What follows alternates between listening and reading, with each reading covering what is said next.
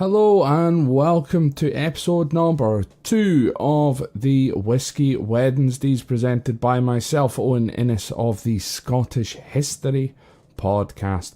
Thank you so much for your response to episode number 1. It's been great so far, so keep those comments and messages rolling in for this one. Episode number 2, we're going to be continuing on with, as I mentioned in episode number 1, with some more Tomatin Whisky. This week we're going to be focusing on another one of their base range that you can get from the Tomatin online shop. That's tomatindistillery.com. tomatindistillery.shop. If you head to there, you can purchase any of the whiskies which I'll be talking about.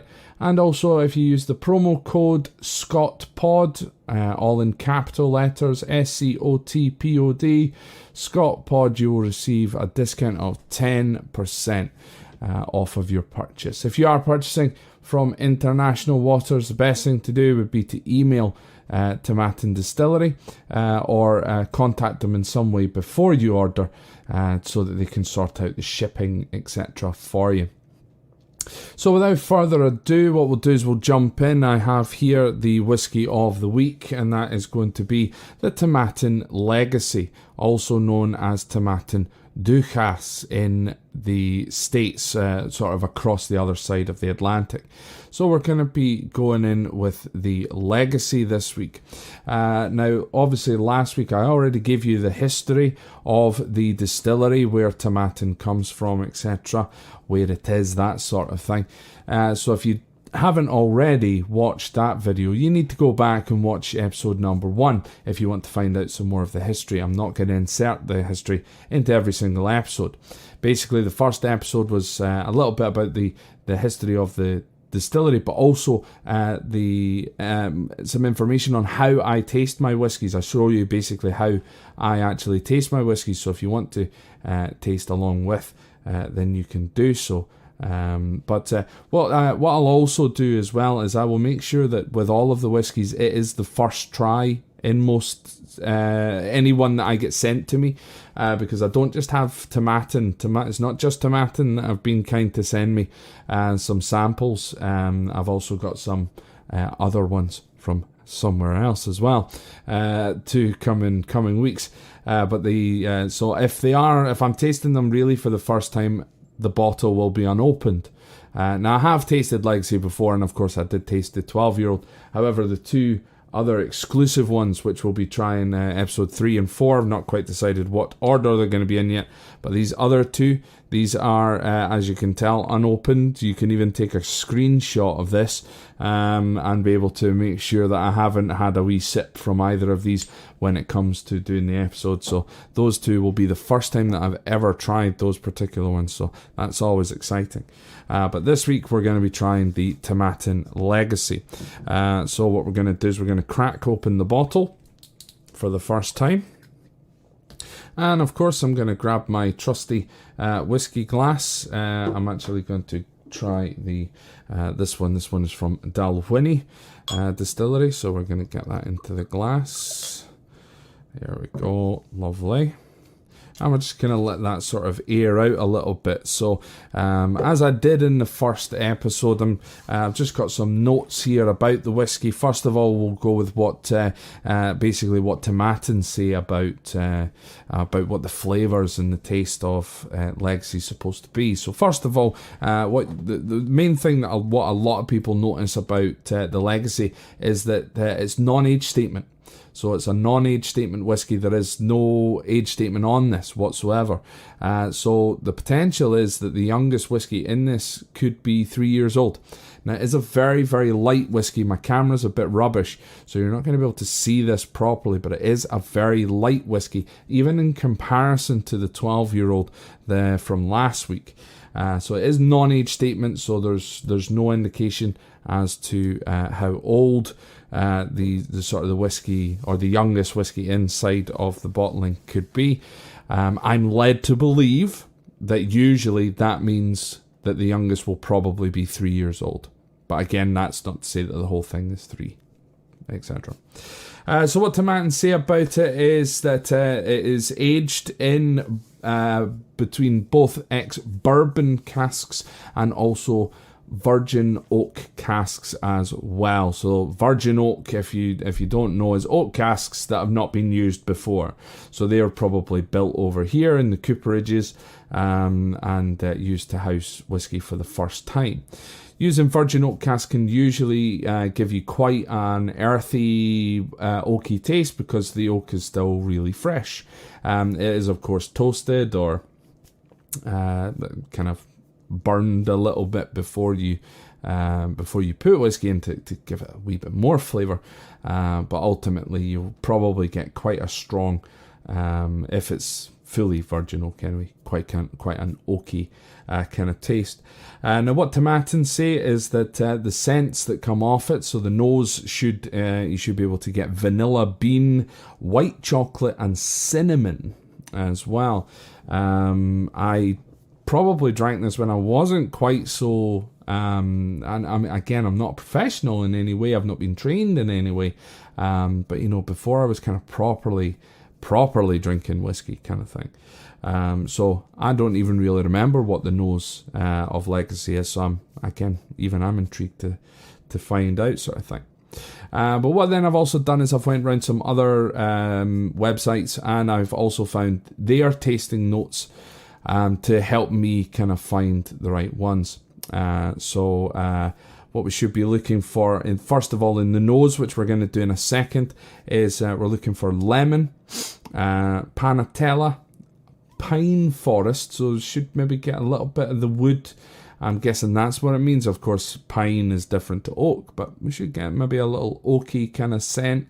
A green kind of scent as well, so I'm guessing that's kind of maybe freshly cut grass, that kind of idea, and the aforementioned vanilla. So once again, I'm just going to show you exactly what it is that we're going with. It's just whiskey straight out the bottle in a glass, nothing else in the glass.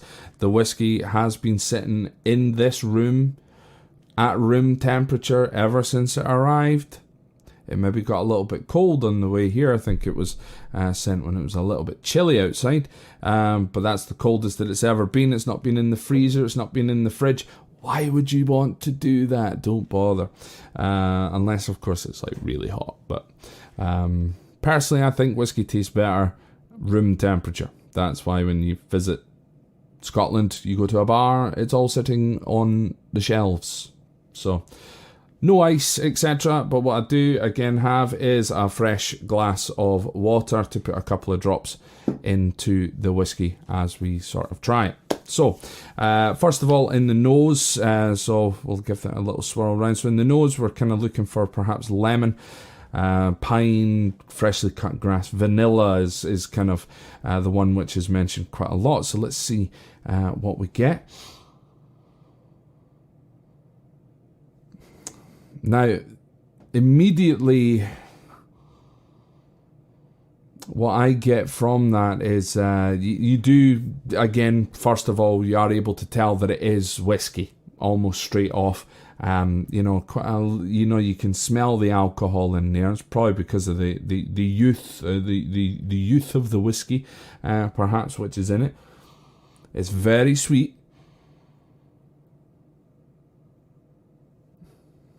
And again, it doesn't linger. It doesn't linger at all in the nose whatsoever. Sometimes it'll just keep sort of wafting through. It doesn't linger very long. So it'll probably be quite light, especially in its finish.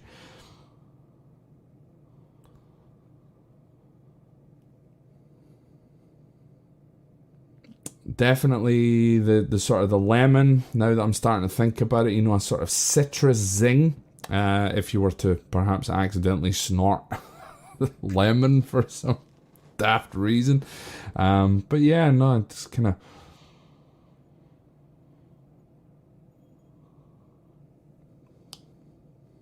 Yeah, I get that. I'm not really getting vanilla, but again, that's because I'm not necessarily professional at it as well. I'm not going to lie.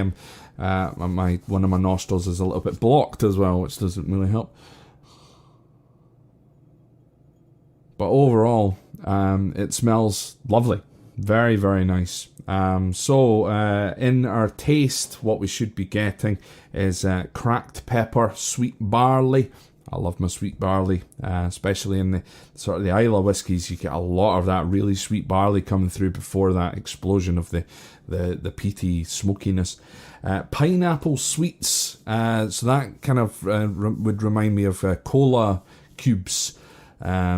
Sort of they're like pineapple flavour but with sugar around the outside, hard boiled kind of sweet. So I'm gonna see if we can see some of that. Perhaps there's maybe a sort of little pineapple zing in the nose. But what we also should get as well, apparently, is some oak. So again, that'll probably be the youthness, youthness. Is youthness a word? Ugh, who knows? All I know is I'm here to taste some whiskey. So again, this is completely neat. Not on the rocks, no water, no ice, no anything like that in it just now. So we'll take our first sip. And of course, I should always say Slangevar before we take a sip. So again, we're going to go with the 3 sips as usual.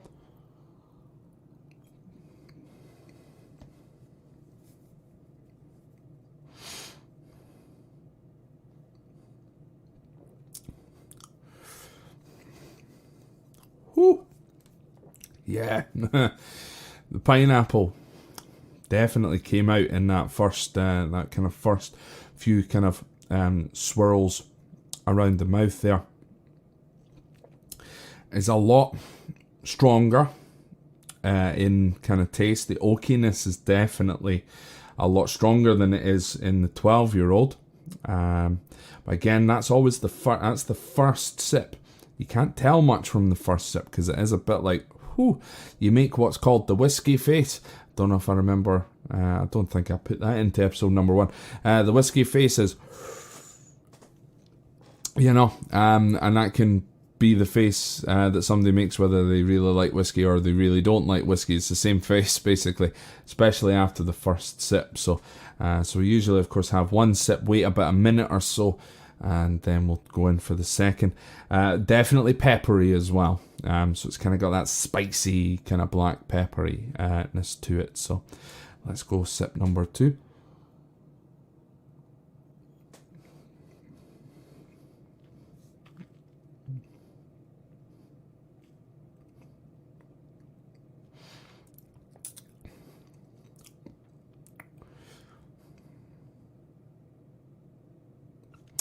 Yeah, the lemon, that sort of citrusy-ness is kind of coming out. Now again, bear in mind that this is Timatin, so a lot of the whiskies from Timatin are going to be quite similar, especially with the fact that this is matured in ex-bourbon casks. So if you remember, the 12-year-old is mostly ex-bourbon, 12 years in ex-bourbon casks, and then gets finished for between 6 and 9 months in a sherry cask. So a lot of the flavour is, of course, going to be bourbon-esque. It does really remind me of a bourbon, probably kind of more along the lines of the Four Roses bourbon. Not like Jack Daniels or Jim Beam in any way. It's more like that really strong Four Roses bourbon, which I found sometimes can be a little bit too strong. Because again, when I drink whiskey, I don't drink it with Coke or anything like that. Just straight up neat in a glass. But it certainly makes the taste buds kind of explode a little bit, this one. The other one is kind of a lot more subtle, a little more smooth. This one kind of really starts to kind of almost flood your mouth, which is, handy. If you don't have any water handy, that's a handy thing. So we'll go on sip number 3.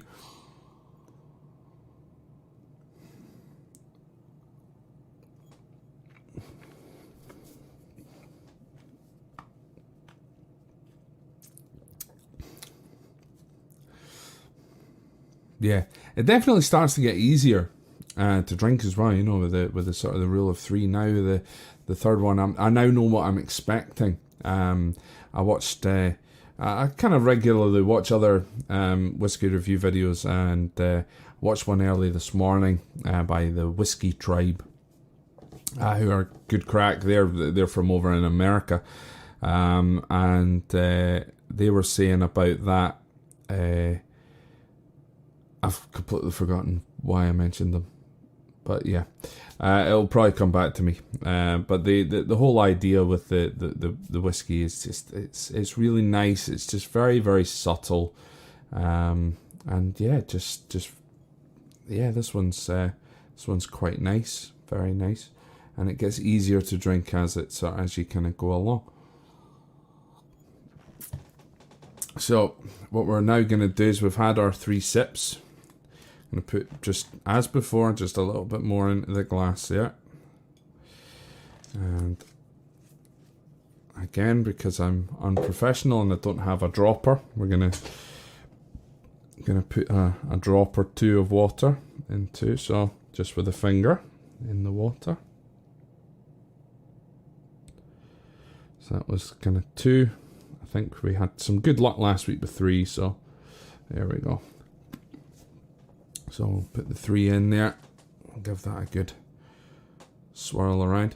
Now I forgot to mention as well with these particular types of whiskey glasses, I'll use the empty one here, is these whiskey glasses are for tastings. So this one is from Killoman, the other one was from Dalwhinnie. So usually when you do a distillery tour, especially on Islay, where like Killoman, etc. is, you get this lanyard that's got one of these glasses attached to it, because at various points throughout the course of the tour you get a little taster, a little dram, or whatever.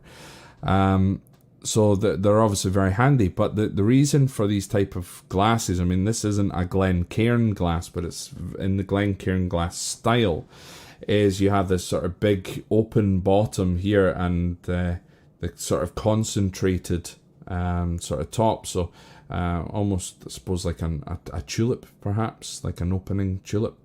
And what that does is that's for nosing. So you basically, all of the everything sort of collects, all the smells start to collect in here, and then it sort of funnels up. So when you nose it, everything collects in a smaller space than where the whiskey is kind of branching out in here. That's kind of the idea behind it. So that's why these whiskey glasses are good for tasting and nosing, etc. If I go to a bar, I do prefer the kind of, the big round, almost tumbler kind of glass. But to be honest, any receptacles, I'd drink it out of a cardboard paper cup or a plastic cup if it was all they had available, straight out the bottle even. I'm totally fine with. So we've, as I say, we popped a couple of think about 3 drops of water into this Tomatin Legacy. So what we'll do is we'll give it a nose first, see if there's any major changes.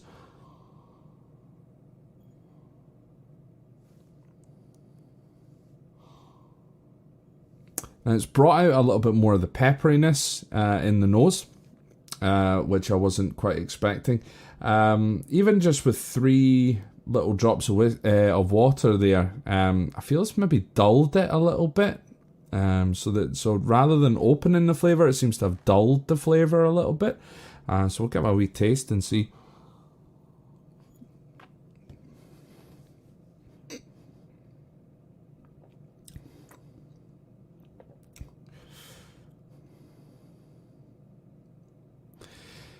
Yeah, it kind of did dull it a little bit. There is, again, there's a little bit more of the sweetness come out, but it seems to have kind of just dulled things down just a tiny, tiny little bit.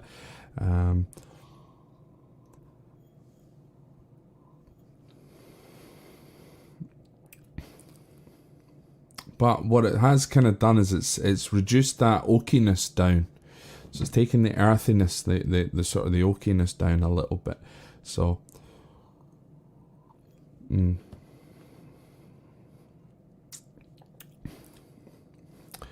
But overall, I think it's a very, very nice, lovely whiskey. I would certainly say the 12 years, for me personally, I would say that the 12 years is just a little bit better. And that's got nothing to do with there being an age statement on it or anything like that. It's got nothing to do with that. Again, as I mentioned, the 12 was one of my favourites when I first ever had it. It was the one I fell in love with. And the Legacy, I do remember, picking up a bottle of Legacy, and it's good. It's handy to have around the house, kind of thing. If you just fancy a wee dram. But personally, there's not an awful lot going on in the Legacy that would make me potentially buy another bottle, if that makes sense. Like, I have the bottle that I have, but when I finish it, would I go out and replace it?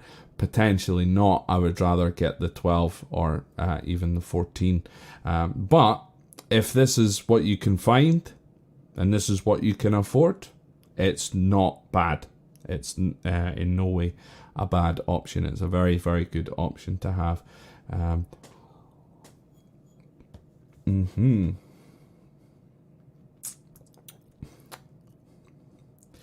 So yeah, so in terms of a rating for the Timatin Legacy, here we go once again, the Timatin Legacy.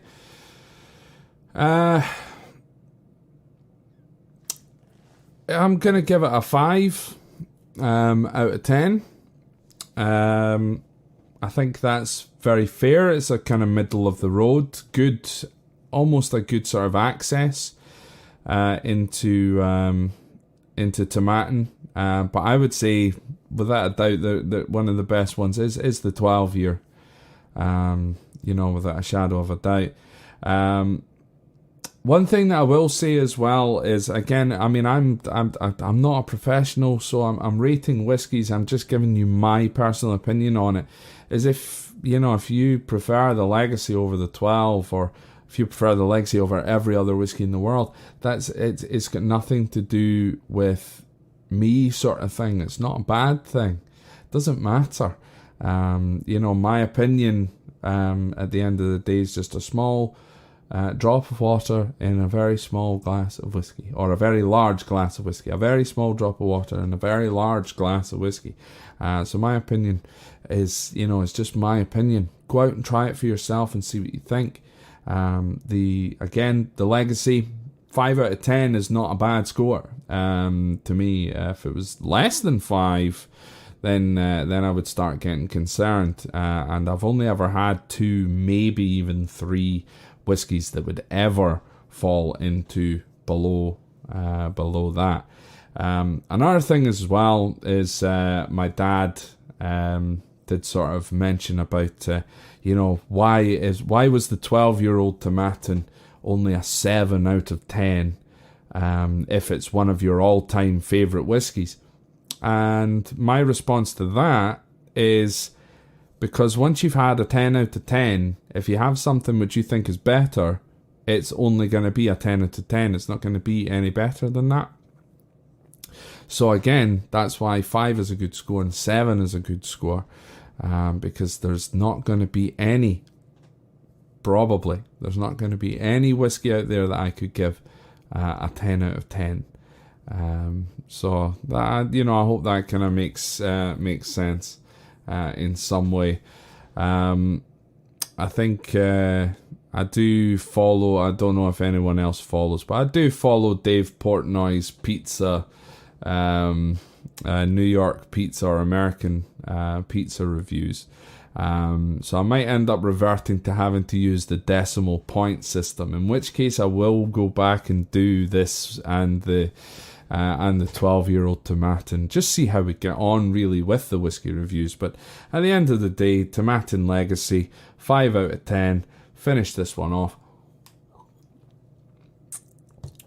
I think is a very good score. And once again, if you want to purchase yourself a bottle of the 12 years, the Legacy, the UK exclusive Fino Sherry cask, or the Tomatin Decades 2, you can get them from tomatindistillery.shop, and you can get an additional 10% off of the purchase price by using the discount code ScottPod.